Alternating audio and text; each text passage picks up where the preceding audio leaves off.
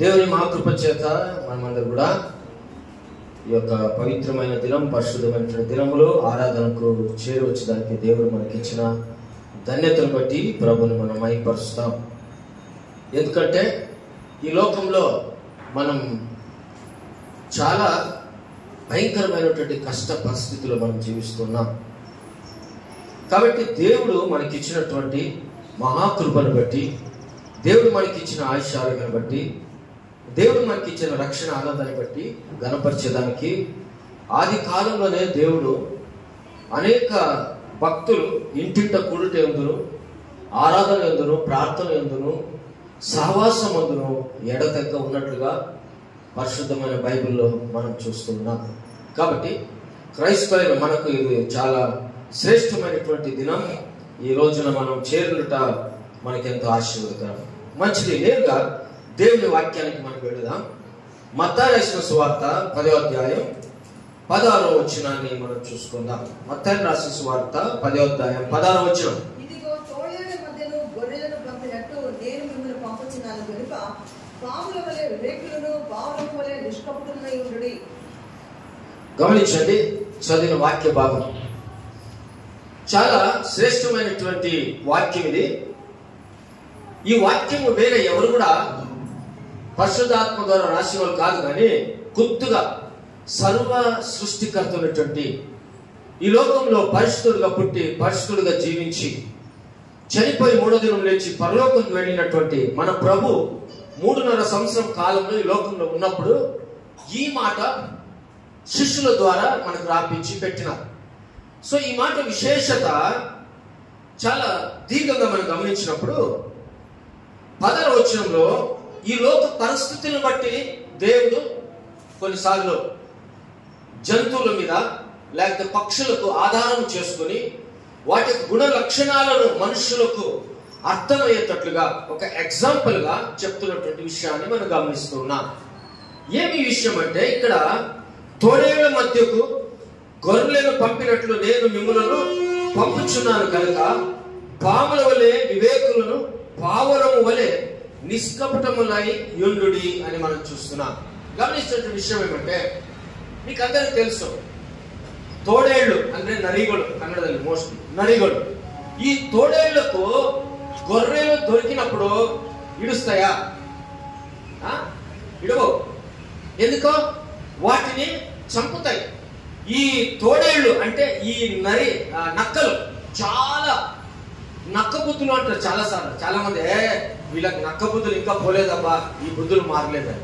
So దేవుడైన యేసుక్రీస్తు వారు కూడా తోడేళ్లకు గొర్రెలకు పోలుస్తూ ఉన్నారు. కాబట్టి తోడేళ్ల కాడ గొర్రెలు పోయినప్పుడు చాలా జాగ్రత్తగా ఉండాలా అని చెప్పి హెచ్చరిస్తూ ఉన్నాడు. గొర్రెలు ఇడుస్తావు తోడేళ్ళు. ఈ ప్రపంచంలో లేక ఇటీవలే మన కర్ణాటకలో కానీ ఆంధ్రప్రదేశ్లో కానీ మనందరికీ తెలిసిన ప్రకారం మనుషులు భ్రష్ట పట్టిపోతున్నారు. మనుషులకి దేవుని భయం లేకుండా పోతున్నారు. మనుషులు తన ఇష్టం వచ్చినట్టు మితిమీరి అనేకమైనటువంటి చెడుతనానికి, స్వబుద్ధికి ఆధారం చేసుకుని వెళ్ళిపోతూ ఉన్నారు. మానవునికి దేవుని భయం లేదు. మానవునికి పెద్ద చిన్న భయం లేదు. మనుషుడికి ఈ రోజుల్లో ఏ స్థితికి వచ్చిందంటే, అసలు దేవుడు అంటేనే ఒక ఏదో చర్చికి వచ్చిపోయినట్టుగా, దేవుడు అంటేనే ఒక భయం లేకుండా ఈ లోకంలో జీవిస్తూ ఉన్నారు. మీకందరికి తెలిసిన ప్రకారం ఇటీవలే పిల్లరా ఈరోజు మనుషులను ఎట్లా చంపుతున్నారంటే, కోడి కోసినట్టుగా, గొర్రెలు కోసినట్టుగా చంపుతున్నారు మనుషులు. ఇటీవల మీరు ఎంతో మీడియాలో, టీవీలో చూస్తున్న న్యూస్లో గడిచిన 2 నెలలు భయంకరమైన పాపంతో నిండిపోయిన పెద్ద పెద్ద రాజకీయాలు, పెద్ద వారు భయంకరమైనటువంటి స్థితిలో దిగజారిపోయింది మన దేశం. భ్రష్ట పట్టిపోయింది. స్త్రీలకు సేఫ్టీ లేదు, పురుషులకు సేఫ్టీ లేదు, మంచి వారికి ఎక్కడ పోయినా విలువ లేదు. భయంకరమైన స్థితి పిల్లరా. మరి అంతేకాదు, గడిచిన దినాల్లో కూడా మనం చూస్తున్నాం. ఏమంటున్నా, ఒక అమాయకుడిని చిత్రహింస పెట్టి చంపినట్లుగా. తెలివిగల వారే, అన్ని తెలిసిన వారు, యాక్టింగ్ చేసేవారే, సినిమా ఉండేవారే. ఈరోజు పరిస్థితి ఎట్లయిపోయిందంటే, మన ప్రపంచం భ్రష్ట పట్టిపోయింది. మీకు తెలుసా ఎంత భయంకరమైన స్థితి ఇవాళ రోజుల్లో జనాలకు భయం లేకుండా పోతుంది. మనుషులు స్వార్థపరులైపోయారు, మనుషులు స్వాభిమానులైపోయారు, మనుషులు నేను బతికితే చాలు, ఇంకొకటి చనిపోని నాకేం పట్టదు అనే రీతిగా అయిపోయారు. మనుషులు నేను బాగుంటే చాలు, ఇంకొకటి పరిస్థితి నాకు ఎందుకో అనే పరిస్థితులు వచ్చినారు. ప్రపంచం చాలా చెడిపోయింది. దానికి దినములు చెడ్డవి కనుక మీరు సమయం పోలేక సద్వినియోగం చేసుకోండి. దినాలు చెడ్డ దినాలు మనం జీవిస్తూ ఉన్నాం. ఒక మాట చెప్పానా, నిజంగా క్రైస్తవులైన మనం ఎంత భాగ్యవంతులం తెలిసిన, కనీసం ప్రతి ఆదివారం అన్నా దేవుని మందిరానికి వస్తున్నాం, మంచి మాటలు, దేవుని వాక్యాలు, దేవుని మాటలు వింటున్నాం. అనేక సార్లు మనకు అనేక దైవ భక్తులు బోధిస్తూ ఉంటారు, సత్యవాక్యాలు మనం నేర్చుకుంటూ ఉన్నాం. జీవితాల్లో దేవుడు అప్పుడప్పుడు ఈ వాక్యాల ద్వారా మనకు మంచిది నేర్పుతూ ఉంటాడు. అయినా కూడా మానవుని హృదయము, మనుషుల జీవితాలు తోడల వంటి వారు, ఏ రీతిగా నరిల వంటి వారు, తోడగా ఇంత ఆగే మనుషులు అనేక సార్లు ఏం చేస్తారంటే ఈ భయంకరమైన మనుషుల మధ్యలో జీవిస్తున్నాం మనం. దేవుని వాక్యం అని చెప్తున్న విషయం ఏమంటే, కాబట్టి మీరు ఎట్లుండాలంట, పావురము వలె నిష్కపటులై ఉండుడి అని మనం చూస్తున్నాం. కాబట్టి మనుషులు చెడ్డవారు, మనుషుని జీవితమే వ్యర్థం. దానికి ఇక్కడ చూస్తున్నాం, పాము ఎట్లుంటదంట, అది పాము ఎట్లుంటది, పాము వివేకులుగా ఉండాలి. పాము చాలా వివేకం. పాము ఎట్లుంటుంది, పోతుంటే కొద్దిగా ఏదైనా మనిషి యొక్క ఊపిరి తెలిస్తే చాలు అంత జల్దీ అది వెళ్ళిపోతుంది. ఒక్క రవ్వ శబ్దం వస్తే చాలు ఎవరి చేతికి కూడా కనపడదు పాము. దానికి ఒక గాలి అంటారు కదా కన్నడలో, ఆవుగే 4 విష, మనుషునిగే శరీరంలో విష అంటారు, పాముకి మయ్యల్ల విష, ఆవుగే 4 విష, మనుషునిగే మయ్యల్ల విష. అటువంటి మనుషుల యొక్క విషయాలు దేవుడు ఇక్కడ మనం పలుకుతూ ఉన్నాడు. అలాగైతే దేవుడు ఎవరిలాగా ఉండాలా మీకు అందరూ తెలుసు కదా, పావురము వలె నిష్కపటులై యుండుడి అని మనం చూస్తున్నాం. ప్రభు నమ్మిన ఆరాధించే మనం, దేవునికి బిడ్డలైన మనం, క్రైస్తవులైన మనం కపట జీవితము, నిష్కపటమైనటువంటి జీవితము కలిగి అనేకులైన మనము మన హృదయాలు పరిశుద్ధంగా ఉండేదానికి దేవుడు పావురాన్ని మన మధ్యలో తీసుకొని వచ్చినాడు. దానికి ఆ రోజు శిష్యులతో మాట్లాడుతున్నారు, పావురము వలె మీరు నిష్కపటముగా ఉండాలా అని మనం చూస్తున్నాం. అంటే దేవునికి కపటము కలిగిన వేషధారణ కలిగినటువంటి క్రైస్తవులు ఇష్టం లేదు. దేవునికి నిష్కపటమైన వారు దేవునికి కావాలి. కాబట్టి పావురమును దేవుడు మన మధ్యలో తీసుకొని వస్తాడు. మీరు అందరూ తెలుసు కదా, చాలా మంది ఎంతమంది పావురాన్ని చూశారు, చూడని వాళ్ళు ఎవరున్నారు, అందరు చూసారు. ఓకే కాబట్టి ఎంతమంది పావురాన్ని పట్టుకున్నారు. క్రైస్తవుల దేవుని స్తోత్రం, చాలా సంతోషం. నేను ఇంకా పట్టుకోలేదండి, మీరందరూ పావురాన్ని పట్టుకున్నారు, చాలా సంతోషం కొడుతుంది. అయితే ఇప్పుడు ఈ మధ్యలో పావురం మా పైన చర్చికి కొత్త కట్టే పక్కలు వచ్చి నివాసం చేస్తుంటుంది. నేను అప్పుడో పోయినప్పుడు మధ్యాహ్నం పోతున్నాడు, కూర్చోంటుంది, మూలలో కూర్చుంటుంది. పావురము ఎక్కడో కూర్చుంటుంది, దాన్ని చూస్తూ ఉంటే ఏదో సమాధానం, ఒక నెమ్మదిగా ఉంటుంటుంది. అంత చాలా పవిత్రమైనటువంటి ఒక రీతిగా పావురము మనం చూస్తున్నాం. మంచిది. అలాగైతే ఈరోజు పావురము గురించి కొద్దిసేపు దేవుని మాటలను మనం నేర్చుకుందాం. దానికన్నా ముందు మొదటి పేతురు పత్రిక 2వ అధ్యాయం, మొదటి పేతురు పత్రిక 2వ అధ్యాయం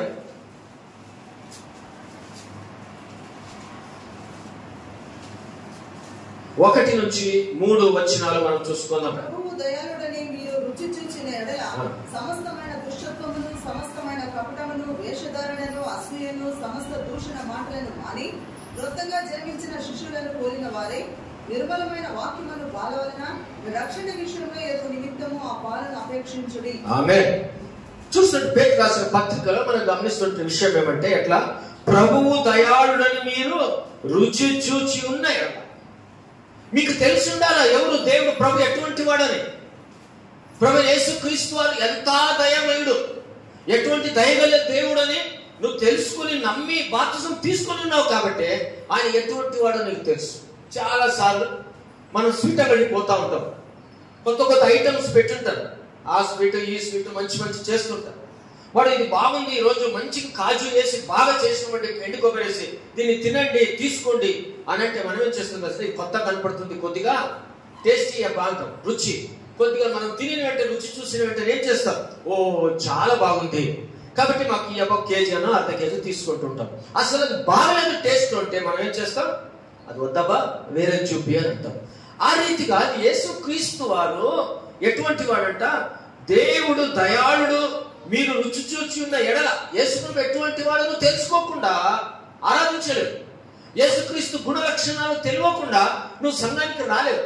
యేసుక్రీస్తు ఎటువంటి గొప్ప దేవుడు అని నువ్వు తెలియకుండా ఈ లోకంలో భూమి మీద నువ్వు మంచిగా బ్రతకలేవు. కాబట్టి క్రీస్తు ఎటువంటి వాడు తెలుసుకోవాలంటే నువ్వు బైబిల్ చదువుతూ ఉండాలా. యేసుక్రీస్తు ఎటువంటి వాడు తెలుసుకోవాలంటే నువ్వు ప్రార్థనలు చేస్తూ ఉండాలా. యేసుక్రీస్తు ఎటువంటి వాడు నువ్వు తెలుసుకోవాలంటే నువ్వు దేవుని మందిరానికి ప్రతి ఆదివారం సరిగా వచ్చేదానికి ప్రయత్నం చేయాలి. కాబట్టి పిల్లరా, దేవుడు దయాళుడు. దయాళుడైన దేవుడు ఎటువంటి తెలిసినప్పుడు నీలో పరివర్తన రావాలా. ఏం రావాలా? నాలో నీళ్ళు ఏం రావాలా? పరివర్తన రావాలా. ఎందుకు? ఎటువంటి దేవుడు తెలుసు కాబట్టి ఆ దేవుడు దయాళుడని తెలుసు, ఆ దేవుడు పాపము లేని వాడని తెలుసు, ఆ దేవుడు పరిశుద్ధుడైన దేవుడని తెలుసు, ఆ దేవుడు నీ కోసం నా కోసం 2023 సంవత్సరం కిందట ఆ కల్వరి శిలలో ప్రాణం పెట్టి రక్తము కార్చిన దేవుడని మనకు తెలుసు. తెలిసిన దేవుడిని నమ్ముకున్నాం, తెలియని దేవుడిని మనం నమ్ముకోలేదు. తెలిసిన దేవుడు ఎటువంటి వాడో నీ హృదయం అంగీకరించావు, నువ్వు మారుమనసు పొందావు. ఎందుకో? పరలోకాన్ని సంపాదించుకున్నావు, నిత్య జీవాన్ని సంపాదించుకున్నావు. నువ్వు ఈ లోకంలో కళ్ళు మూస్తే కళ్ళు తెరిస్తే పరదేశంలో నువ్వు ఉంటావు. అటువంటి యేసుని నువ్వు సంపాదించుకున్నావు. కాబట్టి దేవుడు ఎటువంటి వాడంటే ఆయన పరిశుద్ధుడు, పాపము లేనివాడు, నీతివంతుడు, నమ్మకస్తుడు, అతనిలో ఎలాంటి కపటము లేని ప్రభువైన యేసుక్రీస్తు. అలాగైతే అటువంటి యేసును నమ్మిన మనం కూడా ఏ రీతిగా ఉండాలని బైబిల్ మనకు స్పష్టంగా చెప్తుంది. చూడండి, సమస్తమైన దుష్టత్వమును, సమస్తమైన కపటమును, వేషధారణను, అసూయను, సమస్త దూషణ మాటలను మానాలా. యేసు నమ్మిన బిడ్డల జీవితాల్లో దానికే పావురాన్ని నేను మీ మధ్యలో తీసుకుని వచ్చాను. పావురంలో ఇటువంటి గుణ లక్షణాలు లేవు. పావురము చాలా పవిత్రమైనటువంటిది. ప్రభు దానికే దాన్ని ఎంచుకున్నాడు. పిల్లరా, ఆ రీతిగా మనం కూడా పావురంలాగా ఉండాలా. ఉండేదానంటే ఏముండకూడదు మనలో అంటే వేషధారణ ఉండకూడదు. చాలా సార్లు వేషధారణ చూసే అందరి ముందు స్మైల్ ఇస్తాం, నవ్వుతా ఉంటాం, ఎంతో బాగుంటాం, కడుపులంతా ఏముంటుంది, విషమే. ఈ వేషధారణ కలిగిన వారు ఈ రీతిగా జీవిస్తూ ఉంటారు. ఒకరు బాగుంటే, ఒకరు బాగా చేస్తుంటే, ఇది ఉంటే వాళ్ళు లేకుంటే మంచిది, వాళ్ళు లేకుంటే మంచిది, వాళ్ళు ఎట్లయినా పోతే మంచిది. ఏ రీతిలో ఉంటారు? నానా విధాలుగా మన బంధువులు, రక్త సంబంధం, కుటుంబాలు నానా విధాలుగా అనేక సార్లు అసూయ, వేషధారణ. వేషం ఎట్లా వేషం వేస్తుంది తెలుసు కదా. సినిమాలో ఏది రియల్ లేదు, అంత వేషమే. రియల్ చేస్తుంటే అది ఎక్కడ కూడా చేయలేదు. ఇప్పుడు రియల్ అయింది స్టోర్ అవుతుంది. వేషధారణ, నాటకం ఆడేవాళ్ళు వేషం వేస్తారు. అట్లా యేసు నమ్మిన బిడ్డలు వేషం వేయకూడదు. యేసుక్రీస్తు నమ్మిన బిడ్డలు, ఆరాధించే బిడ్డలు వేషధారణ ఉండకూడదు. వారు ఎప్పుడు కూడా అవునంటే అవును, కాదంటే కాదు, యథార్థమైన మనస్సు దేవుని బిడ్డలకు ఉండాలి. అసూయ ఉండకూడదు. సమస్త దూషణ మాటలు, ఒకరి మీద ఎప్పుడు వాళ్ళ గురించి దూషించేది, వారి గురించి ఏం మాట్లాడేది, వారి గురించి ఏదో దూషణలు ఎత్తిపట్టేది, ఇవన్నీ కూడా దేవుని బిడ్డలకు ఉండకూడదు. వారు నిన్ను దూషించినా నువ్వు వారి కోసం ప్రార్థన చేయి, వారు నిన్ను దూషించినా వారి కోసం నువ్వు క్షమించు. దేవుని బిడ్డలకు ఉన్నటువంటి లక్షణం. కాబట్టి దూషణ మాటలు మాని క్రొత్తగా జన్మించే శిశువులే మనం ఏం చేయాలంట, నిర్మలమైన మనస్సాక్షి గలవారు ఉండాలి. ఎట్లుండాలా? మన మనస్సాక్షి పవిత్రంగా ఉండాలా, పరిశుద్ధంగా ఉండాలా, మనము దేవునికి ఇష్టంగా మనం జీవిస్తూ ఉండాలి. కాబట్టి మనం చూసిన విషయం ఏమంటే మన హృదయము ఎట్లుండాలంట, ఎప్పుడు కూడా కల్మషం లేకుండా, దూషణ లేకుండా, అపవిత్రత లేకుండా క్లీన్గా ఉండాలి, పరిశుద్ధంగా ఉండాలి, నీతిగా ఉండాలి. ఎందుకంటే క్రీస్తు బిడ్డలు. మనం వేరే వాళ్ళు కాదు, మనం లోకస్తులు కాదు, మనం ప్రత్యేకింపబడిన వారు. కాబట్టి చాలా సార్లు మన కుటుంబాల్లో వచ్చే సమస్యలు ఎక్కడంటే వేషధారణ, దూషణ, అసూయే. చాలా సార్లు రక్తం సంబంధికులు వచ్చేటువంటి సమస్యలు ఏమంటే వీటన్నిటి ఉండటం వలన కుటుంబాల్లో, మరి సమాజంలో, తర్వాత మనం ఉన్నటువంటి అధికారులలో ఇవన్నీ కూడా ఏమవుతుందంటే కల్మషమైపోతాం. మనిషికి అంటే అసూయే, ఒకడు బాగుంటే క్షమించేటువంటి మనసే ఉండదు, వారు పాడైపోతేనే సాల్వని కాసుకొని ఉంటారు. ఇటువంటిది ఎవరికి ఉండకూడదంట? క్రైస్తవ బిడ్డలకు ఉండకూడదు. క్రైస్తవ బిడ్డలు ఎట్లుండాలంటే పావురం లాగా ఉండాలి. పావురము ఏమైనదో మనం చూస్తాం ముందుకి. పావురం ఎంత నిష్కపటమైనదో మనం చూస్తాం మనం ముందుకి. కాబట్టి పిల్లరా, దేవుని బిడ్డలైన మనం దేవునికి ఇష్టపడేటువంటిది మరి పావురం లాగా ఉండాలని. అలాగైతే ఆదికాండం 8వ అధ్యాయం పావురం గురించి మనం ధ్యానిస్తూ పోదాం. ఆదికాండం 8వ అధ్యాయం 7 నుంచి 11 వచనాలు మనం చూసుకుందాం. కాకిని వెలుపలికి పోబడిచెను, అది బయటికి వెళ్ళి భూమి మీద నుండి నీళ్లు ఇంకిపో వరకు ఇటు అటు తిరుగుచుండెను. మరి నీళ్లు నేల మీద నుండి తగ్గినవో లేదో చూచినట్టు అతడు తన ఎద్దు నుండి నల్ల పావురం ఒకటి వెలుపలికి పోబడిచెను. నీళ్లు భూమి అంతటి మీద ఉన్నందున తన అరకాలు నిలుపుటకు దానికి స్థలము దొరకలేదు కనుక ఓడలను అతని ఎద్దుకు తిరిగి వచ్చాను. అప్పుడు అతడు చేయి చాపి దాన్ని పట్టుకొని ఓడలోనికి తీసుకునేది. అతడు మరీ 7 దినములు తాళి మరలా ఆ నల్ల పావురమును ఓడల నుండి వెలుపలికి విడిచాడు. సాయంకాలమున అది అతని ఎద్దుకు వచ్చినప్పుడు తుంచబడిన ఒలీవ చెట్టు ఆకు దాని నోట నుండెను గనుక నీళ్లు భూమి మీద నుండి తగ్గిపోయినని నోహుకు తెలిసాను. వినండి, ఇదందరూ మీకు తెలిసిన విషయం. ఏమి విషయం అనంటే, ఆది కాండంలో మనం చూస్తున్నాం, నోహోవుని చూస్తున్నాం. నోహోవుని కుటుంబాన్ని మనం చూసాం. నోహోవు 3 కోడళ్ళు 3 కుమారులను మనం చూసాం. ఇక్కడ గమనిస్తాం, ఆ రోజుల్లో ఈ కుటుంబము చాలా మంచి కుటుంబం.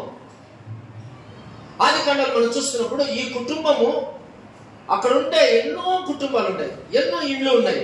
ఆ కుటుంబాలన్నిటికీ దేవుడు ఇష్టపడేవాడు కాదు. ఎందుకంటే వారందరూ కూడా వారి ఇష్టం వచ్చినట్టు బ్రతుకుతున్నారు, వారి ఇష్టం వచ్చినట్టు జీవిస్తున్నారు. వారు ఏమి అనుకోండి అది జరగాలనేటువంటి రీతిగా బ్రతుకుతూ ఉన్నారు ఆ కుటుంబాలు. ఈ కుటుంబాలు మనం చూస్తున్నప్పుడు ఆదికాండంలో దేవునికి కన్నీరు విడిపించారు, ఏడిపించారు, ఇష్టం వచ్చినట్టుగా పాపము చేసేది మొదలు పెట్టారు. ప్రియులారా, ఇవన్నీ కూడా తండ్రి అయిన దేవుడు చూసినాడు. తండ్రి అయిన దేవుడు చూసి వీరి గురించి ఏం పడ్డాడంట? పశ్చాత్తాపడ్డాడు. వినండి, ఏం పడ్డాడో? పశ్చాత్తాపడ్డాడు. కాబట్టి దేవునికి ఏమొచ్చింది? కోపం వచ్చింది. దేవునికి కోపం వచ్చింది. ఇప్పుడు చాలాసార్లు నేను మీకు హెచ్చరిస్తాను, చాలాసార్లు మన కుటుంబాల విషయాలు ఎందుకు కొన్ని ఆశీర్వాదాలు ఉండవు, ఎందుకు మన కుటుంబాల్లో సమస్యలు ఉన్నాయి, ఎందుకు మన కుటుంబాల్లో ఎంత ప్రయత్నం చేసినా మన కుటుంబస్తులు మారరు. పిల్లరా, నువ్వు ఎంత సహనంతో, ఓర్పుతో, నెమ్మదితో నువ్వు ప్రభు కాడ ఉదయాన్నే లేచి కన్నీరు విడుస్తూ ప్రార్థిస్తావు, నీ ప్రార్థన ఒక రోజు ఫలితం ఉంటుంది. ఖచ్చితంగా నీ కుటుంబాన్ని దేవుడు మారుస్తాడు. నువ్వు భయపడేటువంటి ఆవశ్యకత లేదు, అన్నిటికీ సమయము కలదు. కాబట్టి పిల్లలు ఇక్కడ మనం చూస్తున్నాం, ఇక్కడ ఉండే కుటుంబాలన్నీ కూడా దేవుని భయం లేకుండా, అయితే నోహు కుటుంబం మాత్రం చాలా భయభక్తితో. ఇది స్టోరీ కాదు, నిజంగా నడిచింది. ఇప్పుడు కూడా ఈ ఓడ దొరికింది. ఇప్పుడు కూడా నోహు కుటుంబాలు ఆ దినాలు ఉన్నటువంటి చరిత్ర అట్లే మనం చూస్తూ ఉన్నాం. కాబట్టి ఆ రోజుల్లో వర్షం వచ్చింది, 140 దినాలు నీళ్లు నిండిపోయి తగ్గుతూ పోయింది. నీళ్లు తగ్గుతూ పోతున్నప్పుడు దేవుడు చెప్పిన ప్రకారం నోహోవు కిటికీలు చేశాడు ఓడ. ఇప్పుడు ఆ ఓడ నుంచి కిటికీలను చూస్తుంటే ఏదో కొద్దిగా నీళ్లు తగ్గినట్టుగా, కొండలు కనబడినట్టుగా నోహోవుకు కనబడుతుంది. అప్పుడు ఏం చేసిందంటే, దేవుడు చెప్పాడు కదా, ప్రతి పక్షిలో 2 ప్రతి జంతువులో 2 ప్రతి ఒక్క వస్తువు 2 మీరు ఓడలో దాచిపెట్టాలని చెప్పి ఆ రీతిగా ఓడలు తీసుకొని పోయాడు. నీళ్ళు వచ్చింది, వర్షం వచ్చింది, మునిగిపోయింది. ఇప్పుడు నీళ్ళు తగ్గిపోయాయి. నోహు ఏం చేసిండో, ఒక నల్ల కాకిని తీసి కిటికీ నుంచి విడిచాడు. అంటే ఈ కాకి పోయి చూసుకొని అంతా ఒక నీళ్ళు తగ్గిపోతే మరలా వస్తుందేమో అని చెప్పి కాకిని విడిచిపెట్టాడు. కాకి ఏం చేసింది? కిటికీ నుంచి విడిచిన వెంటనే ఏం చేసింది? కాకి రాలే. దానికి ఇప్పుడు పండగ అయిపోయింది. ఎందుకో 140 రోజులు ఓడలు ఉండే కదా, దానికి చచ్చిపోయిన మనుషులది కానీ చచ్చిపోయిన కుక్కలు కానీ మాంసము దొరకలేడ, కట్టేసినట్టు అయిపోయింది కాకి. వెంటనే కిటికీ నుంచి ఇస్తున్నాం కానీ కాకి ఏం చేసింది? అబ్బా పండగ అయిపోయింది. అట్లా కాకి పోయి ఏం చేసిందంటే 140 రోజులు వర్షం వచ్చి చనిపోయిన ప్రజలను, మిగతా ప్రాణులన్నిటినీ తినేదానికి మొదలుపెట్టింది. దాని బుద్ధి అది కాదు. కాకి బుద్ధి ఎక్కడైనా పోతుందా? పోదు. అది నువ్వు ఎంత వచ్చేది. కాకి బుద్ధి పోదు. కుక్క నోరు ఏదే బాల, తెలుగులో ఏమిటి? తోక. కుక్క తోక నెట్టు కాదు. కాకి బుద్ధి సరిరాదు. ఈ సరి రావాలంటే దేవుడు మొత్తుతే తప్ప మనుషులకు ఇంకా ఎవరికి కూడా బుద్ధి రాదు. దేవుడే మొత్తాలు ఇచ్చారు. అయితే మన పని ద్వేషము, కక్ష, భిన్నాభిప్రాయంతో ప్రార్థన చేసేది కాదు, అథవా ఇతరులను అసూయపడేది కాదు. మన ప్రేమతో ప్రార్థన చేస్తాం. వారి విషయాలు ఎవరే కానీ మనతో వారి విషయాలు మనం ప్రార్థన చేయాలి. అయితే ఇక్కడ ఏమైందంటే కాకి వెళ్ళిపోయింది కాదు. వస్తుందని నో చూస్తున్నాడు, రాలే. అబ్బాయి కాకి చేయించిందప్ప, కాకి బుద్ధి అని చెప్పి వెంటనే నల్ల పావురం తీసుకున్నాడు.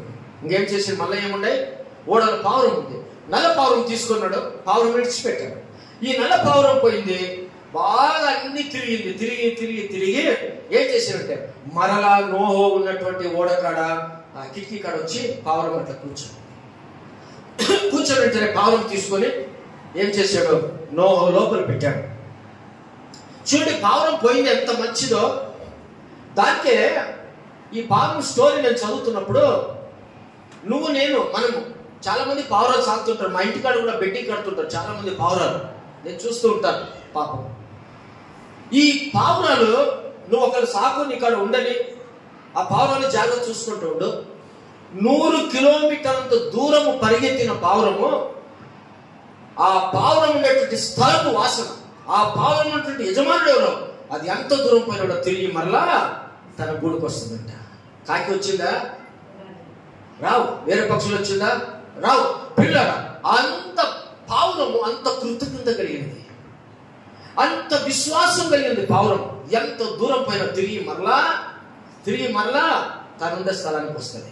అనితిగా ఈ ఓడలో తిరిగి వచ్చింది. మరలా ఏం చేసి రెండోసారి ఆ పావురాన్ని పట్టుకున్నాడు. మళ్ళా ఇడిచినాడు, జనాలు తగ్గిందేమో, నీళ్లు తగ్గిపోయిరా అని. మళ్ళా రెండోసారి కూడా పావురం వెళ్ళిపోయింది. పోయి అంతా తిరిగింది, మళ్ళా కిటికీ కాడికి వచ్చింది. ఇదంతా నిజమైన విషయమే, ఏదో కథ కాని చెప్పేది. మళ్ళా కిటికీ కాడికి వచ్చింది. వచ్చేటప్పుడు నోట్లో ఏముందంటే ఓలివ ముక్క, ఎన్నెయ మరద కట్టి, ఎన్నెయ మరద కొంబె, యారతో ఏదో ఉంది, పారివాళ దొట్టి. ఈ పారివాళ దొట్టి ఇద్దంతా ఎన్నె మరద అంటే ఈ యొక్క ఓలివ చెట్టు తీసుకొని ఎప్పుడు వచ్చినాడో అప్పుడు నోహుకు ధైర్యం వచ్చింది. హల్లెలూయా, హల్లెలూయా. అప్పుడు నోహుకు ధైర్యం వచ్చింది. ఏం ధైర్యం వచ్చిందంటే, ఓహో నీళ్లు తగ్గిపోయాయి, అయిపోయింది, అంతా అయిపోయింది, మనం ఉన్నటువంటి ఓడ నుంచి అందరూ బయటికి పోవచ్చు. ఎందుకంటే చెట్టు ముక్క కనబడుతుంది కాబట్టి ఆ చెట్టును తీసుకొని వచ్చింది, ఓలివ చెట్టు. దీంట్లో ఇంకొక విషయం చెప్పానా, ఓలివ చెట్టు మాత్రమే ముక్క మిగిలింది, కానీ వేరే చెట్లు ఏవి కూడా మిగలలేదు. 140 రోజులు వర్షము నిండిపోయినటువంటి దినాల్లో ఇప్పుడే చూడండి, చాలా వర్షం వచ్చి ఉండండి, పొలాలు పాడైపోతాయి, చెట్లు పాడైపోతాయి. నాని నీళ్లకు అన్ని మొత్తం నాశనం అయిపోయింది ఆ రోజు వచ్చిన జలప్రలయంలో. ఓలివ చెట్టు ఇది విలువైనటువంటిది, ఇది దేవునికి సాదృశ్యమైనటువంటిది. ఈ ఓలివ చెట్టు వాగ్దాన దేశంలో పెరిగేటువంటిది. ఈ ఓలివ చెట్టు నుంచి మంచి నూనెను తయారు చేస్తారు. ఈ నూనె పూసుకున్న ప్రతి రోగికి అది స్వస్థత కలుగుతూ ఉంటుంది. ఈ ఓలివ చెట్టు చక్కగా ఉంటుంది, చాలా బాగుంటుంది. దానికే దావీదు అంటాడు 50 కీర్తనలో, నేనైతే దేవుని మందిరములో పచ్చని ఓలివ చెట్టులాగా ఉన్నాను అంటాడు దావీదు. ఏమంటాడు? నేనైతే దేవుని మందిరంలో పచ్చని ఓలివ చెట్టులాగా ఉన్నాను అంటాడు. అంటే ఓలివ చెట్టు పచ్చది, ఓలివ చెట్టుకు మరణం లేదు, అది జీవిస్తూ ఉంటుంది. ఆ ఓలివ చెట్టు నూనె ఇస్తుంది. ఓలివ చెట్టును ఆ పాత కాలంలో వారు అభిషేకించి మంచి నూనెతో బుట్టిని లేకుంటే దేవునికి మహిమగా వాడుకునేవారు. ఓలివ చెట్టు చాలా బాగుంటుంది. ఓలివ కాయలు తినేవారికి కొన్ని రోగాలు స్వస్థత కలుగుతుంది. కాబట్టి పిల్లరా, ఓలివ చెట్టుకు మరణము రాలేదు. దేవుడు సృష్టించిన దేవునికి సాదృశ్యుడి ఓలివ చెట్టు. ఈ రోజులు కూడా ఇజ్రాయెల్ దేశంలో, వాగ్దాన దేశంలో, అనేక దేశాల్లో మనం ఆ ప్రాంతంలో మనం చూస్తూ ఉంటాం. ఓలివ చెట్టు చాలా రేట్, కాస్ట్లీ. మీరు చూసినారా? ఓలివ నూనె కొనండి, చాలా కాస్ట్లీ. ఆ నూనె ఎందుకు అంత కాస్ట్లీ అంటే, ఆ నూనె ద్వారా చాలా అద్భుతాలు, ఆరోగ్యం జరుగుతూ ఉంటుంది. కాబట్టి పిల్లరా, ఓలివ చెట్టును తీసుకొని వచ్చి దానికే దావీదు మహారాజు, ఈ లోకంలో ఎన్నో చెట్లు ఉన్నాయి కదా, ఎన్నో చెట్లు ఉన్నాయి. 50 కీర్తనలు చూస్తున్నాం, నేనైతే దేవుని మందిరంలో ఓలివ చెట్టులాగా ఉన్నాను. ఎంత ఓలివ చెట్టుకు పోల్చుకున్నాడు. చాలా మంది ఇప్పుడు బయట మనం చూస్తున్నాం, మాకు ఆ హీరో లాగా నేను ఉండాలా, ఈ హీరోయిన్ లాగా నేను ఉండాలా, ఆ హీరోయిన్ కటింగ్ చేసిన నేను చేసుకోవాలా, ఆ హీరోయిన్ వేసుకున్న డ్రెస్ నేను వేసుకోవాలా, ఈ హీరో లాగా మనం కూడా సిరిగిపోయింది టైట్ ప్యాంట్ వేసుకోవాలా, ఈ హీరో లాగా కోతికి ఇది అణివే కటింగ్ చేయించుకోవాలా. ఎట్లుంటారండి వీళ్ళకి? హీరో దేవుడు వాడు రూపాయి కూడా ఇయ్యడు. నువ్వు ఉపాసం ఉంటే నీ ఇంటికి వచ్చి వాడు పోతుంటే ఏమి పోసులు, వాడి కాడ ఫోటోలు, వాడి కాడ పోసులు అట్లా చేసే పాపం చిత్రరూపంలో ఒకడు రేణుకా స్వామి ఏమైపోయాడు? చనిపోయాడు. చిన్న విషయము ఎట్ట లోకం పాడైపోతుందంటే ప్రజలు చిన్న విషయము ఆ పిల్లవాడిని భయంకరమైనటువంటి దెబ్బలతో కరెంట్ షాక్ ఇచ్చి కొట్టడానికి జాగ్రత్త దెబ్బలు కొట్టాడు. పాపం మా హీరో అంటే అంత ఇష్టం వాడికి. వాడి ఇంటి నిండా వాడి ఫోటోలు ఉండేయంట. దానికే వాడే బలి తీసుకోడు, వాటి బలి తీసుకో. వీళ్ళరా ఈ రోజుల్లో మనుషులైన మనం ఎవరిని పోల్చుకుంటాం? వాడిని వీళ్ళని వీటిలాగా ఉండాలి, ఆ హీరోలాగా ఉండాలి, వాటిలాగా ఉండాలి. వాడు ఇట్లా డ్రెస్ చేసిండు, ఆ సినిమాలో వాడు జీన్స్ ప్యాంట్ సింగింగ్ వేసుకున్నాడు, ఆ సినిమాలో వాడు కటింగ్ ఇట్లా చేసిండు, వాడేమో గుండుగా వాడి సగం గుండు కొట్టి సగం ఎటుకెళ్ళేసి ఈ లోకంలో వాళ్ళు అట్లా చేసిండు. అనేక 3 హైవే, ఈడొక 3 హైవే, ఈడొక 3 హైవే, ఈడొక 3 హైవే, ఈడొక హైవే ఉంటుంది NH4. ఈ రీతిగా ఎవడో వాడు 10 నిమిషాలు సినిమాలు యాక్టింగ్ చేసి ఉంటాడు, మళ్ళీ వాడు పోతే మామూలు మనిషి ఉంటాడు. ఇక్కడ బతికెట్లుందంటే ఇంట్లో తినేకే ఉండదు. ఇంట్లో తల్లిదండ్రులు కష్టపడి కన్నీరు ఇడిచి బాధపడి ఎంతో బిడ్డల కోసం ఇది పడుతూ ఉంటే వీళ్ళకు సోకులు ఎక్కువ. వాడు చిరంజీవి లాగా నేను ఉండాలా, ఈడెవరో ఇప్పుడు మొన్న గెలిచాడు పవన్ లాగా నేను ఉండాలా, పవన్ టీవీ కాదు పవన్ కళ్యాణ్ లాగా నేను ఉండాలా, ఈలాగా ఉండాలా, వాడిలాగా ఉండాలా. ఇట్లా ఆ హీరోయిన్ ఇట్లుంది, ఈమె బ్లౌజ్ ఇట్లేస్తుంది, ఈమె డ్రెస్ ఏమైపోయింది మనుషులు? ఏమైతుంది? దేవుని భయము లేకుండా భ్రష్ట పట్టిపోయారు మానవులు. డ్రెస్సులో కానీ కటింగ్లో కానీ వేషధారణ. దేవుని భయం నీకు తెలుసా? దేవుని భయం ఉండేవారు ఎట్లుంటారంట? వారు చాలా పరిశుద్ధంగా ఉంటారు, చాలా డీసెంట్గా ఉంటారు, చాలా బాగా ఉంటారు వారు. ఎందుకో వారిలో దేవుని భయం ఉంది. ఇక మనం చూసినప్పుడు ఈ పావురములో గుణం ఎటువంటిదంటే ఇది ఎంత దూరం వెళ్ళినా ఈ పావురము తిరిగి ఎక్కడికి వచ్చిందంట? మరలా తనను పోషించినటువంటి నోహో కాడికి పావురం మళ్ళా వచ్చి ఏం చేసిందంట? బయట ఉండే పరిస్థితులు తెలిసింది. ఎంత మంచిదో. కాకి వచ్చిందా? అలా అయితే మనం పావురంలాగా ఉండాలా, కాకి బుద్ధిలాగా ఉండాలి?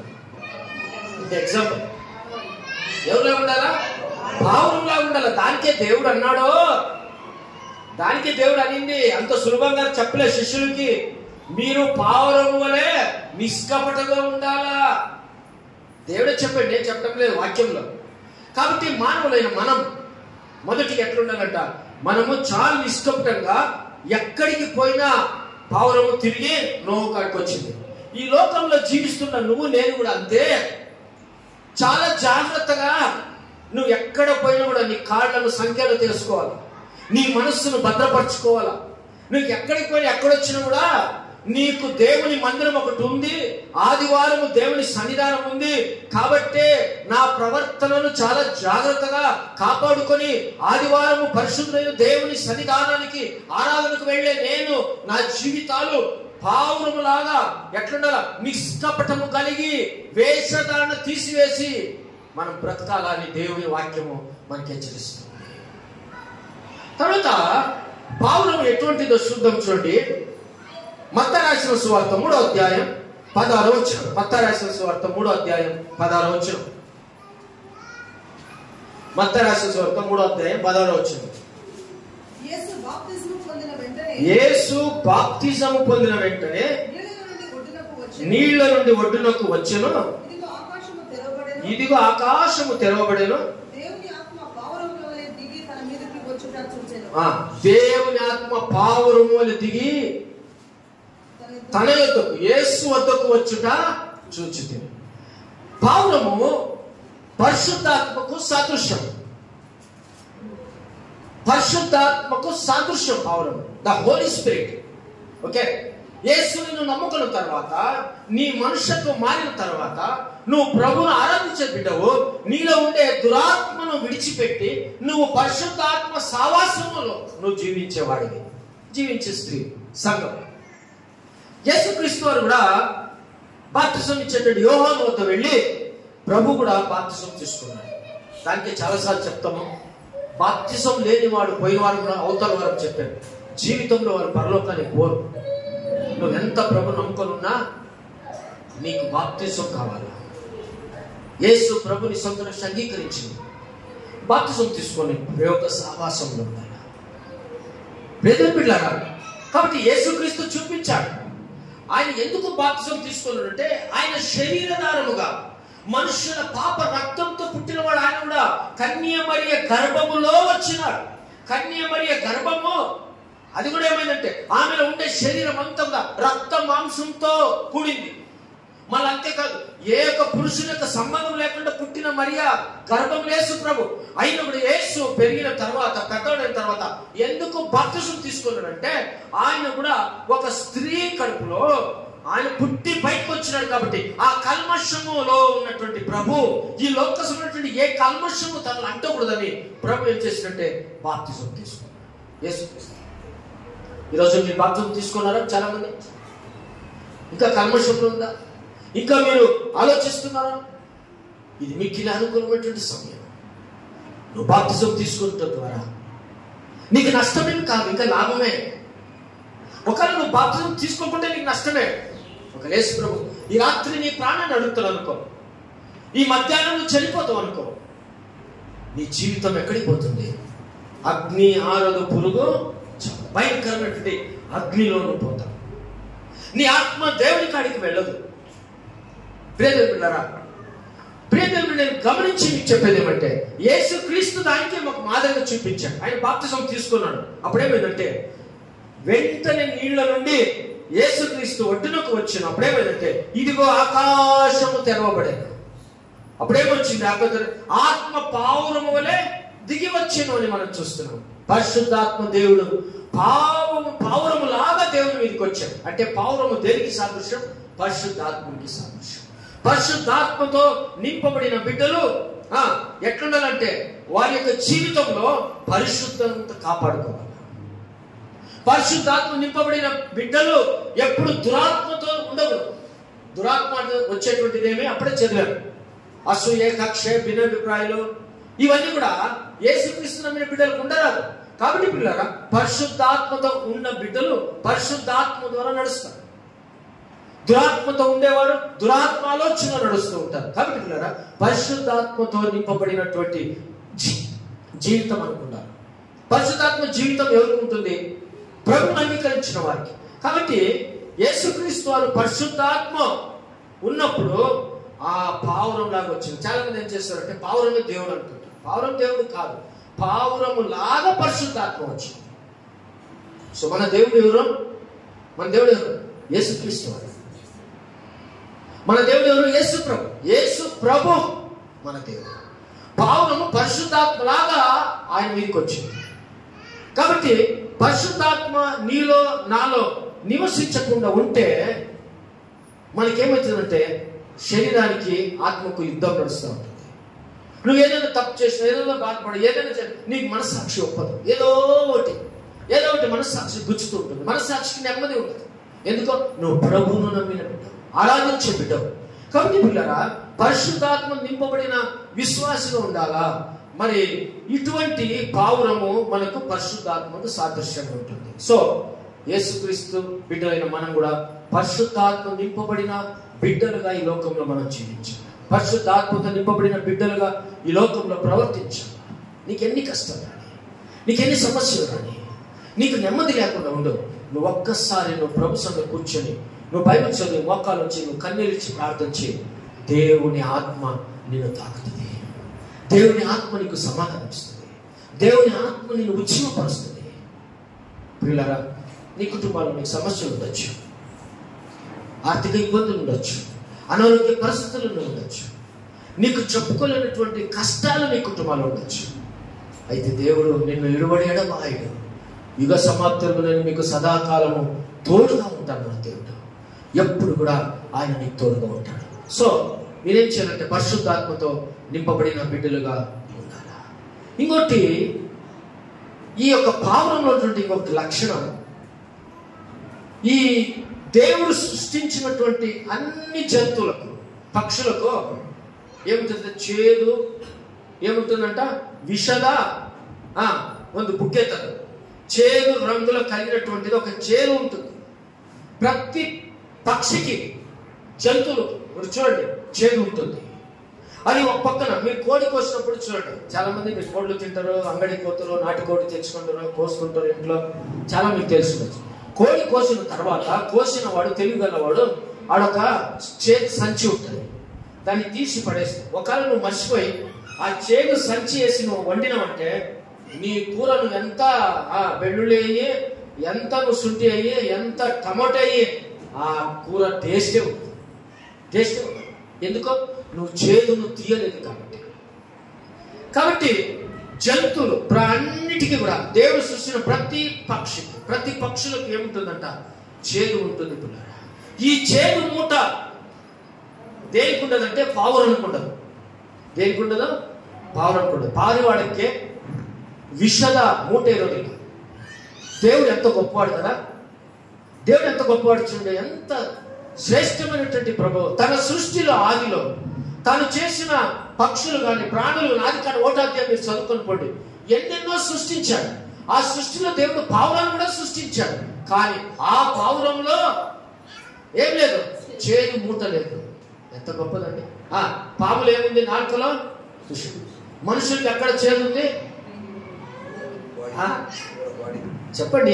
మీరు చెప్తే మీరు ఆ రీతికి ఉండాలని ఏం కాదు. మనుషులు ఎక్కడ చేదు ఉంది? బాడీ, అరికాలు మొదలుకొని తలనెత్తి వరకు మనిషికి చేదే.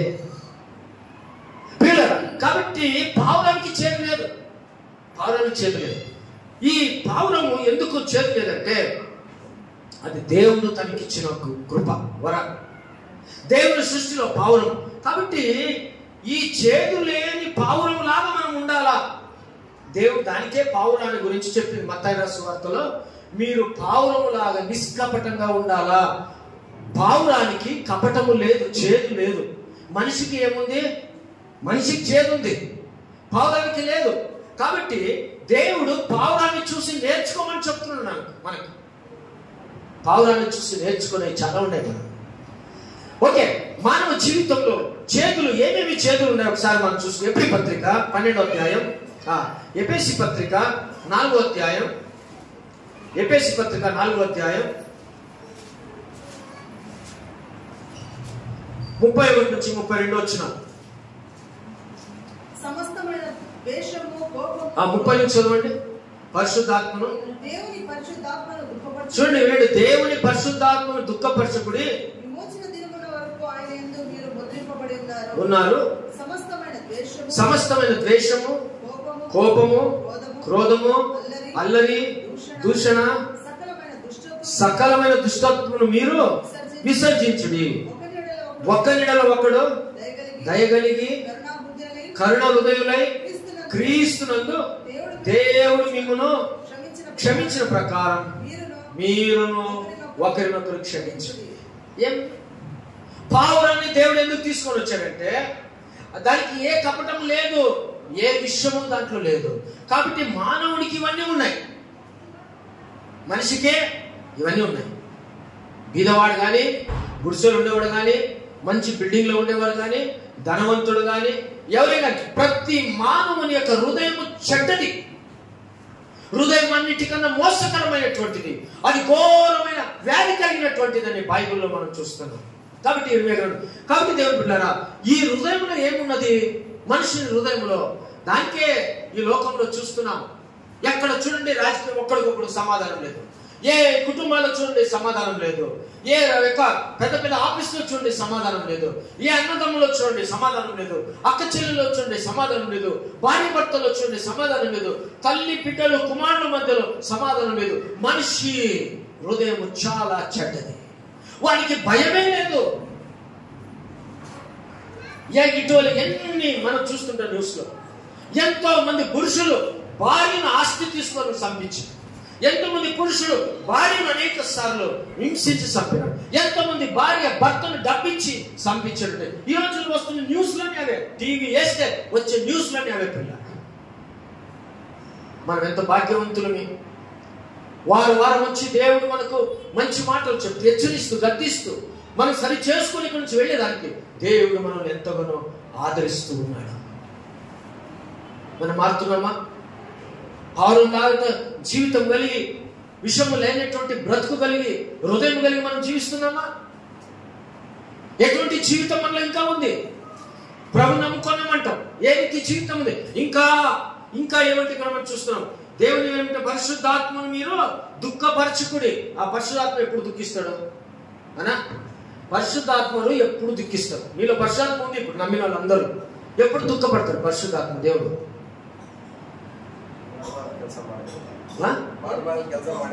ಮಾಡ್ಬಾರ ಕೆಲಸ ಇಲ್ಲೇ ಕೆಳಗೆ ಇದೆ ಆನ್ಸರ್. ఉత్తరం ఇడే ఉంది. దేవుని పరిశుద్ధ దుఃఖపరచుకుడి, విమోచనం వరకు ఆయనందు మీరు ముద్రించబడి ఉన్నారు. సమస్తమైన ద్వేషము ఏమంట? ఒక ప్రభు నమ్మిన బిడ్డల విషయం నేను చెప్తున్నా, క్రీస్తుని అంగీకరించే బిడ్డల విషయం నేను చెప్తున్నా. మీరు ఇంకా సమస్త ద్వేషం కలిగి, ఇంకా మీ జీవితంలో ఏమిటి? కోపము వస్తే చూడ బైబిల్ పక్కకు పెడతా అంటారు చాలా మంది. ఎందుకంటే బైబిల్లో పట్టుకొని ఉన్నారు, బైబిల్ చదువుతున్నా, నా కోపం నా బైబిల్ పక్కకు పెడతా అంటారు. కోపం కూడా రాకూడదు యేసు ప్రభు బిడ్డలకు. కోపం వచ్చినా పాపము చేయకూడదు. ఏం చేసిండంట? బైబిల్ మనం చూస్తున్నాం. కాయన ఏం చేసిండు? సహోదరునే చంపినాడు. కోపం వచ్చినప్పుడు నువ్వు ఎంత ఓపికతో, సహనంతో ఉంటావు అంత మంచిది పిల్లరా. కాబట్టి కోపమును నువ్వు మానాల, ద్వేషం మానాల, క్రోధము, అల్లరితనం, జోకులు. దేవుని బిడ్డలు ఒకరికొకరు అల్లరితో కూడిన ఆటపాటలు దేవునికి ఇష్టము లేదు. అల్లరితో కూడిన జోకులు దేవునికి ఇష్టం లేదు. దేవుని బిడ్డలు పరిశుద్ధమైనటువంటి జీవితం జీవించేదానికి ప్రయత్నం చేయాలి. అప్పుడు నీలో దేవుని ఒక ఆశీర్వాదం నీకు, నీ కుటుంబానికి ఖచ్చితంగా దేవుడు అనుగ్రహిస్తాడు. దుష్టత్వము, సకలమైన దుష్టత్వమును మీరు విసర్జించాలా.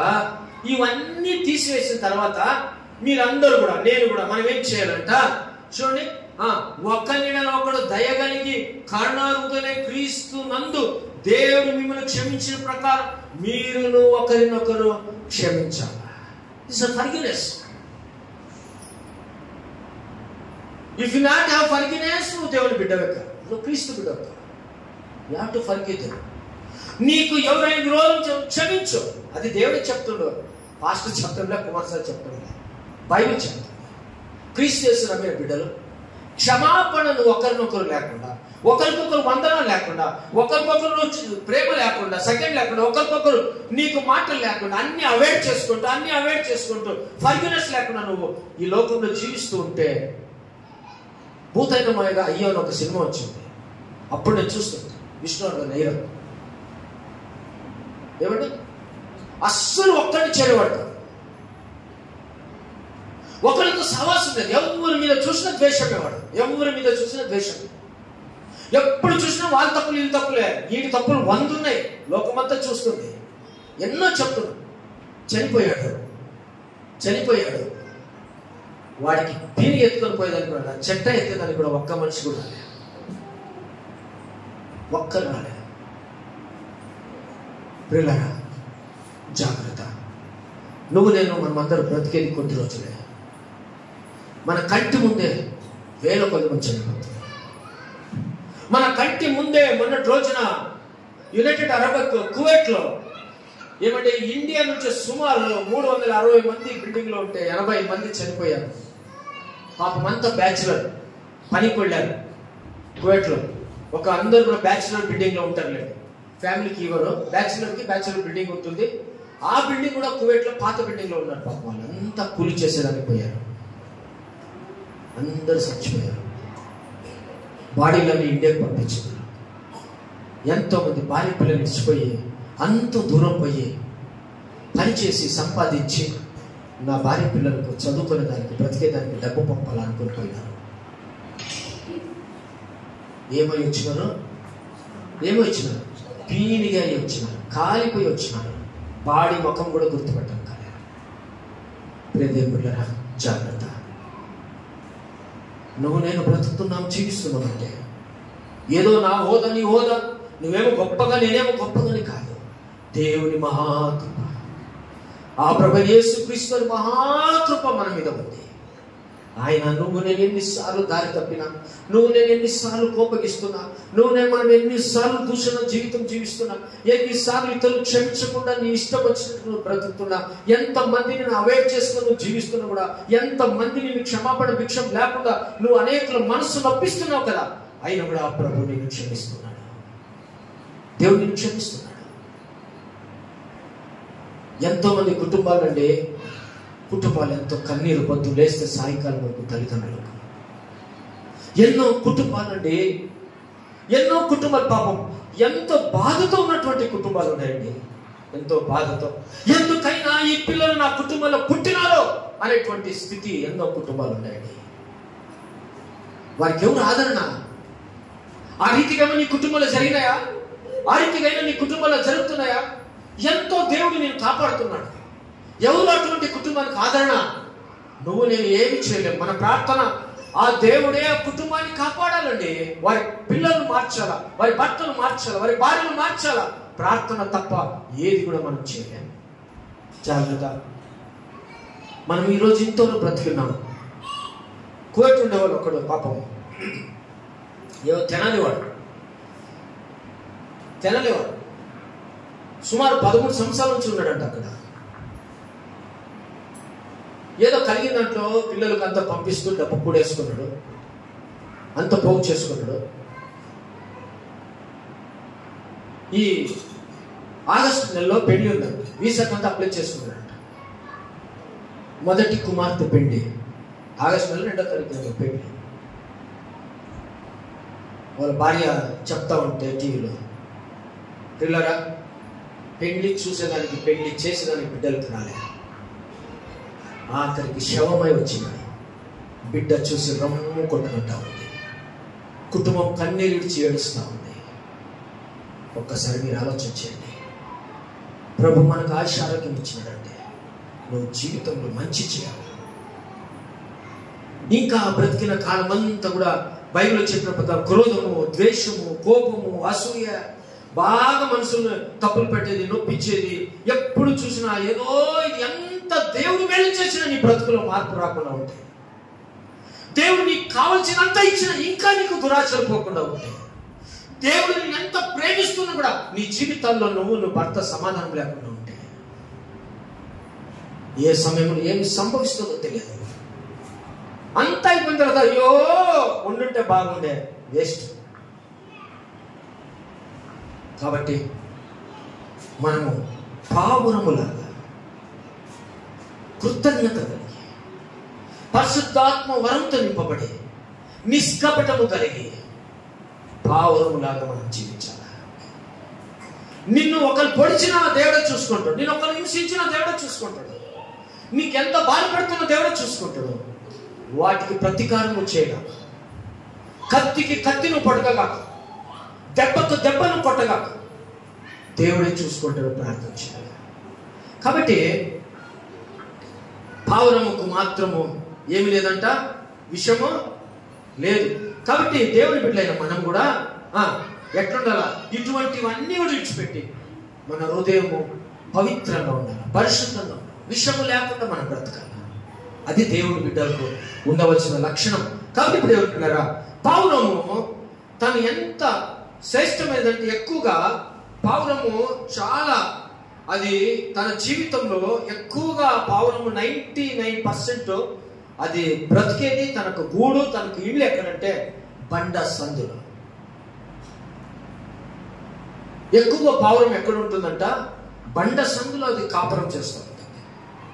ఆ బండ సందులో, లేకుంటే ఎక్కడో గోడ లోపల మనకు తెలియదు, లోపల అంత స్మూత్గా ఆ పావురాలు ఉంటాయి.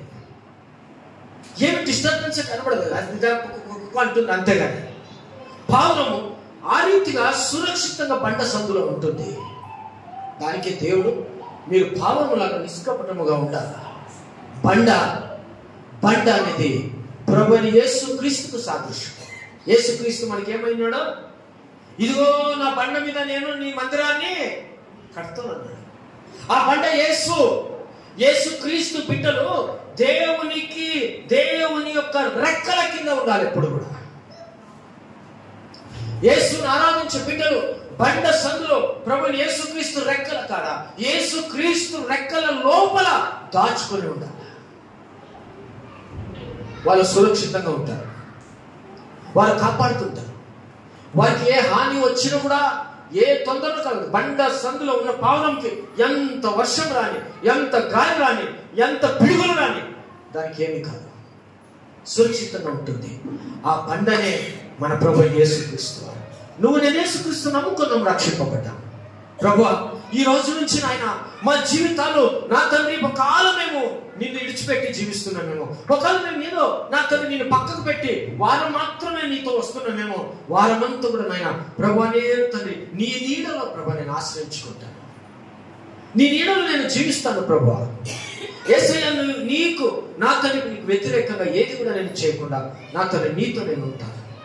అప్పుడేమైతుంటే నువ్వు బండ అయినటువంటి యేసుక్రీస్తును ఆనుకొని ఉంటే ఏ కీడు హాని వచ్చినా నువ్వు భయపడగాక. దేవుడు నీకు సహాయం చేస్తాడు, దేవుడు నేను కాపాడుతాడు. ప్రేమ కాబట్టి నువ్వు ఎప్పుడు కూడా సురక్షితంగా ఉండేదానికి దేవుడు నిన్ను ఆశ్రయిస్తాడు. దానికి పావురానికి దేవుడు సాదృశ్యం అని చెప్పాడు. పావురం బండ సందులో ఉంటుంది. మన బండ అయిన యేసుక్రీస్తు మీద ఆధారం కలిగి మనం ఉండాలి. పగలు రాత్రి ప్రభు జీవించి కొంతమంది ప్రభు నమ్ముకొని ఉంటారండి. ఏమో పెద్ద ఎడ్యుకేటెడ్ అంటారు, ఇంకా జీవితాల్లో మంచి జ్ఞానం ఉండదు. అదే ఒకరు ఉంటారండి, నేను 15 సంవత్సరాలు ఒకరు చూస్తున్నాను. ఇక్కడ కాదు, 15 సంవత్సరాల కింద యేసు ప్రభు నమ్ముకొని బాప్తిజం తీసుకొని ఎట్లున్నారో ఇప్పటికి కూడా మార్పు రాలేదు.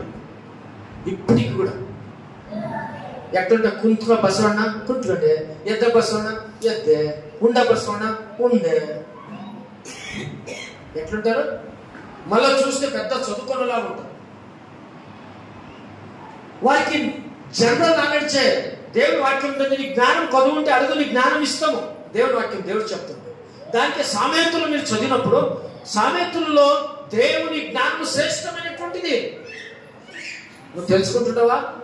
దేవుని వాక్యాన్ని ప్రతిసారి నువ్వు చదువుతుండవా? జీవితంలో ప్రియులారా, మనం దేవుని ఆశ్రయిస్తే జ్ఞానం ఇస్తాడు, ఆరోగ్యం ఇస్తాడు, ఆయుష్ ఇస్తాడు, సమాధానం ఇస్తాడు, నెమ్మది ఇస్తాడు. దేవుడు అన్ని నీకు సహాయం చేస్తాడు. ఎంతో సార్లు చూసేకి దేవుని బిడ్డలే నమ్ముకొని ఉంటాం, బాగుంటాం, అన్నీ ఉంటాయి. మనిషికి సంతోషంగా ఉండదు. ఏముండదు? అస్సలు సంతోషం ఉండదు, సమాధానం, కృతజ్ఞత ఉండదు. దేవుడు ఎంత చేసినా కూడా నెమ్మదిగా బ్రతకలేరు. ఎంత చేసినా బ్రతకనివ్వరు కూడా. ఒకసారి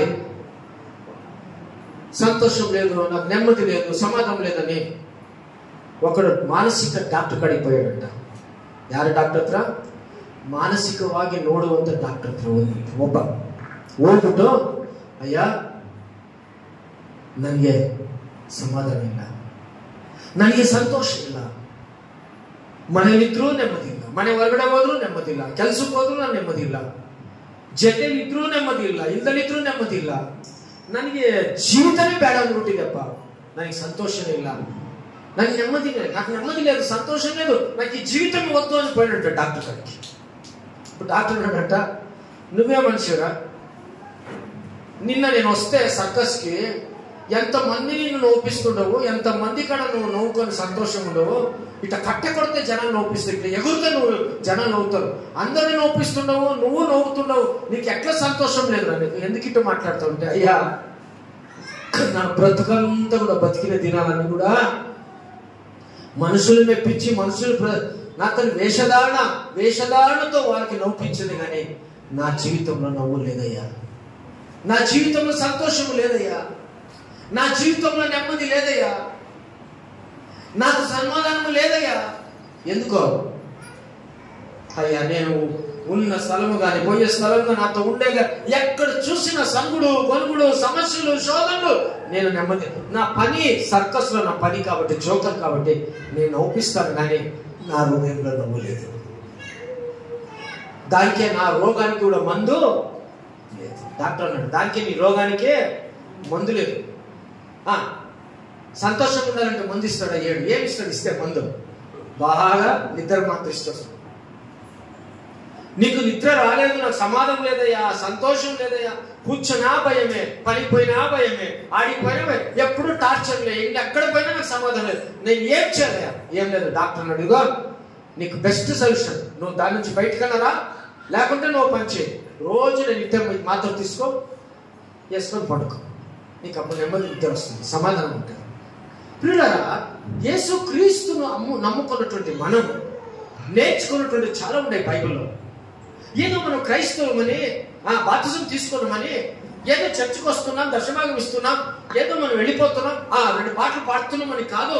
మనము చాలా క్రైస్తవులైన మన జీవితాలు చాలా మార్చుకోవాలా. బైబిల్ చదువుతూ నువ్వు మార్చుకుంటావు, వాక్యం ఇన్న వాక్యం హృదయంలో ఉంచుకుంటే నువ్వు మార్చుకుంటావు, నీకు సమాధానము సంతోషం దేవుడు ఇస్తాడు. కాబట్టి సమాధానం ఉన్నటువంటిది, విషము లేకుండా ఉన్నటువంటిది పావురము, అది బండ సందులో జీవిస్తుంటది. దేవుని బిడ్డలైన మనం కూడా మన బండైన యేసు క్రీస్తులో మనం ఏం చేయాలంటే జీవించడానికి మనం నేర్చుకోవాలి. ఎబ్రీ పత్రిక 12వ అధ్యాయం, ఇంకొక మాట చూసుకుందాం. ఎబ్రీ పత్రిక 12వ అధ్యాయం, ఇబ్రియల పత్రిక 14వ వచనం చూడండి. అందరితో సమాధానమును పరిశుద్ధతయు కలిగి ఉంటకు ప్రయత్నించుడి. పరిశుద్ధత లేకుండా ఎవడునో ప్రభువుని చూడడు. పరిశుద్ధత లేకుండా ఎవడు ప్రభువుని చూడడు. మీరు ఎవడైనా దేవుని కృపను పొందకుండా తప్పిపోనేమో అనియు, చేదైన వేరే ఏదైనా మొలచి కలవరపరచుట వలన అనేకులు అపవిత్రులై పోదరేమో అనియు ఒక పూట కూటి కొరకు. చాలండి, చూడండి, వినండి. దేవుడు చెప్తున్నటువంటి విషయం ఎబ్రియల పత్రిక 12వ అధ్యాయం 14వ వచనం. అందరితో సమాధానమును పరిశుద్ధత కలిగి ఉండుటకు ప్రయత్నించుడి. అందరితో సమాధానం ఉండే దానికి ప్రయత్నించుడి. అందరితో పరిశుద్ధంగా ఉండేటట్లు ప్రయత్నించుడి. ఎందుకో నువ్వు నమ్మిన దేవుడు సమాధానానికి కర్త అని బైబిల్ ఆల్రెడీ రాసిపెట్టింది. నేను నమ్మిన దేవుడు పరిశుద్ధమైన దేవుడు, ఆయన పరిశుద్ధతలో జీవించిన వాడు. కాబట్టి ఆయనను ఆరాధించేవారు ఆత్మతోను సత్యమును ఆరాధించాల. నేను పరిశుద్ధులైన కనుక మీరును పరిశుద్ధులై ఈ రొట్టెసానికి చేయవేయాలని దేవుని యొక్క మాట. కాబట్టి దేవుడు ఎబ్రీ పత్రికలో 12:14 అందరితో సమాధానమును పరిశుద్ధ కలిగి ఉంటే ప్రయత్నించు. అందరితో నాకేం పని కదా. చాలా మంది మనం అట్లే ఉంటాం కదా. చాలా మంది అందరితో నాకేం పని, వాళ్ళని కట్టుకొని నాకేం కావాలా, నేను బాగుండా సార్. బట్ దేవుడు అట్లా చెప్పడం లేదే వాక్యం. అఫ్కోర్స్ నీకు హింసిస్తుండొచ్చు, లేదా నేను బాధపరిచి ఉండొచ్చు, లేదా నీకేదో మోసం చేసి ఉండొచ్చు, లేదా నీకేదో కన్నీరు ఇచ్చి ఉండొచ్చు, ఏదో ఉండొచ్చు నీకు. బట్ దేవుడు ఏం చెప్తుంటే అయినంత నువ్వేం చెప్పాడు, అందరితో సమాధానము. అప్పుడు నీకు సమాధానం ఉంటుంది. వాడు సర్లే, వీళ్ళు సర్లే, ఎందుకు ఫోన్ చేసి, వీళ్ళు ఎందుకు చేసి, వాళ్ళు ఎందుకు తినే, వీళ్ళు ఎందుకు పెట్టే, ఇవే జీవితకాలం అంతా కూడా మానవ జీవితంలో ఎప్పుడు రోషము, కక్ష, అసూయ. బట్ రొట్టెసని చేయిస్తాము, మరలా పోయి మనం వారమంతా అదే బతుకు. దేవుడు ఒప్పుకునేవాడు కాదు. అందరితో సమాధానము కలిగి ఎట్లుండాలంట, పరిశుద్ధత కలిగి ఉండుటకు ప్రయత్నించుడి. ఎట్లా బ్రతకాల యేసు బిడ్డలో పరిశుద్ధత కలిగి జీవించడానికి ప్రయత్నించు. పరిశుద్ధత లేకుండా నువ్వు దేవునికి ఏమన్నంట ఇష్టంగా బ్రతకలేవు. కాబట్టి అందరితో నువ్వు పరిశుద్ధతగా ఉండాలా. మీలో పరిశుద్ధాత్మ దేవుని కార్యం ఉండాలా. ఎందుకంటే నీలో విషము వేరు పెరిగి నువ్వు ఎక్కడ నశించిపోతావని దేవునికి భయం. దానికి ఆ విషమైన వేరు నువ్వు తీసివేయాలి. యేసు ప్రభుని నువ్వు సొంత రక్షకుని అంగీకరించుకుని దేవుడు ఉండాలి. కాయను విషమైన జీవితం, కపటం గలవాడు, సహోదరుని చంపినాడు. బైబిల్ మనం చూస్తున్నాం. నోవు దినాల్లో మనుషులు భ్రష్టులు, దేవుని భయం లేదు, హృదయం చెడిపోయినటువంటి మనుషులు, స్వార్థప్రియులు, స్వాభిమానులు.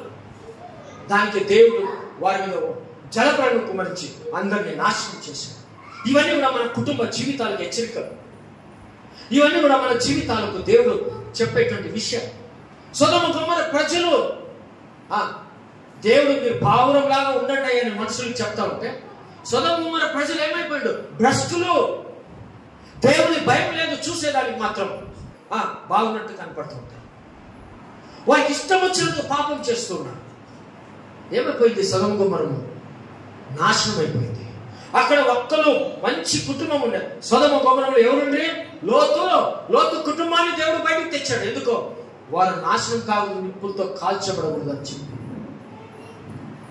ఏమైందంటే వాళ్ళు కాల్చబడకూడదు, నిప్పులో వాళ్ళు నాశనం కాకూడదు అని చెప్పి దేవుడు వారిని బయటకు తీసుకొని వచ్చాడు.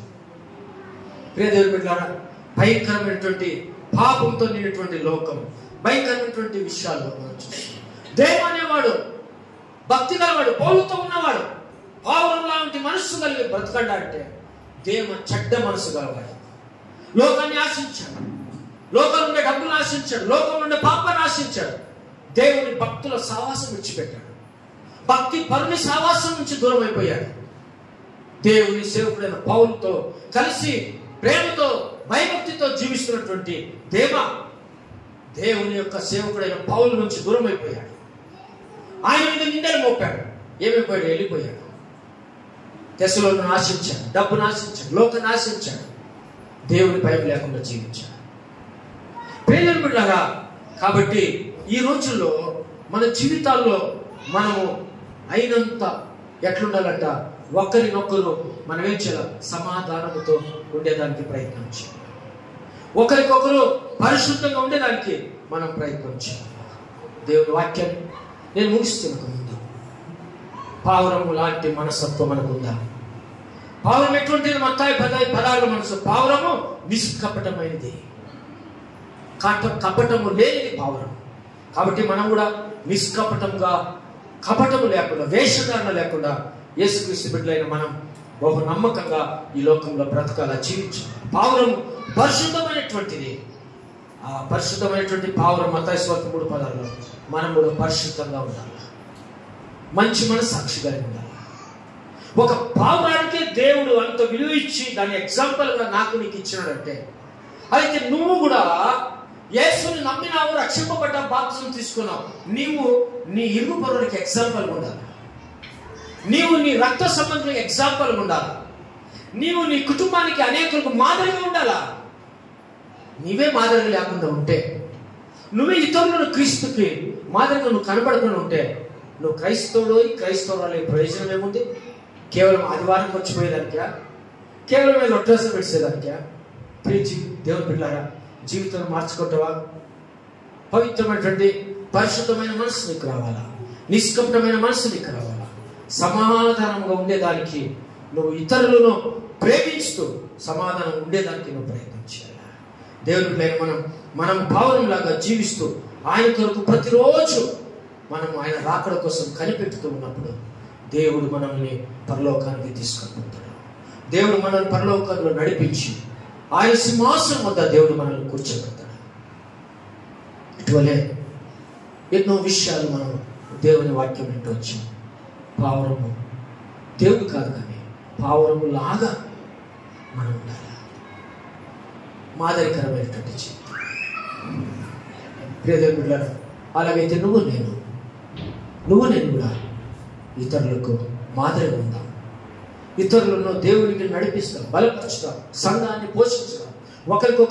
ఒకరినొకరు దేవుని బిడ్డలను సంఘాల్లో ఎత్తి పెడతాం, బలపరుచుతాం. అనేకులకు మనం దేవుని మాటలు చెప్పుతూ పరిశుద్ధంగా ఉండేటట్లు వారిని దేవుని కోసం ఆఖరి వరకు మన సాక్షి వారి ముందు ఉండేటట్లు మనం అందరూ కూడా జాగ్రత్తగా చూసుకుంటాం. కాబట్టి నేను వాక్యం ముగిస్తున్నాను. మనమందరూ కూడా ఇంక మీద పరిశుద్ధంగా, పవిత్రంగా, నిష్కపటంగా, సమాధానంగా మనము ఆయనను ఆరాధించేవారు, ఆయన దేహానికి రక్తం చేసేవారు, బాప్తిసం తీసుకునేవారు. నీ జీవితము కపటము, వేషధారణ, అసూయ, కక్ష ఇవన్నీ ఉంచుకొని నువ్వు ఒక రొట్టెసం చేయవేస్తావా? దేవుడు నీ గురించి ఇష్టపడేవాడు కాదు. నువ్వు సమాధానం లేకుండా రొట్టెసం చేయవేస్తావా? ఈ విషయంలో దేవుడు సంతోషపడేవాడు కాదు. నువ్వు పరిశుద్ధంగా, పవిత్రంగా, నీతిగా, నమ్మకంగా, ఇతరులను నొప్పిస్తూ, ఇతరులు ఏడిపిస్తూ ఉండకుండా నువ్వు సమాధానం ఉండి ఇతరులు సమాధానం ఉంచుతావు. నువ్వు చాలా జాగ్రత్తగా దేవుని వాక్యాలు చదువుతూ, ప్రార్థిస్తూ, ఆరాధిస్తూ సహవాసంలో ఉంటూ ఆయన కాడికి వచ్చి ఆయన దేహానికి రక్తానికి చేయి వేస్తుంటే నువ్వు ఆశ్రయింపబడతావు, దీవింపబడతావు, నువ్వు నెమ్మదిగా ఉంటావు, చాలా నెమ్మది ఉంటావు ప్రియదేవుని బిడ్డలారా. కాబట్టి దేవుడు నిన్ను నన్ను పోషిస్తున్నాడు, కాపాడుతున్నాడు అని తెలుసుకొని ప్రభు రాకడ వరకు దేవుని కోసం జీవిస్తాం. ఒకవేళ ఎవరికైనా బాప్తిసం కావాలన్నా ఖచ్చితంగా మీరు అడగండి, ఇస్తాము. బాప్తిసం తీసుకున్నాం మనం. మరి ప్రభు యొక్క వాక్య ప్రకారం పవిత్రమైనటువంటి ఈ భోజనం చేసి మనం పవిత్రంగా ఉండి ప్రభు కోసం జీవిస్తాం. దేవుడు ఈ యొక్క మాటలు ఆశీర్వదించి దీవించుగాక. ఆమేన్.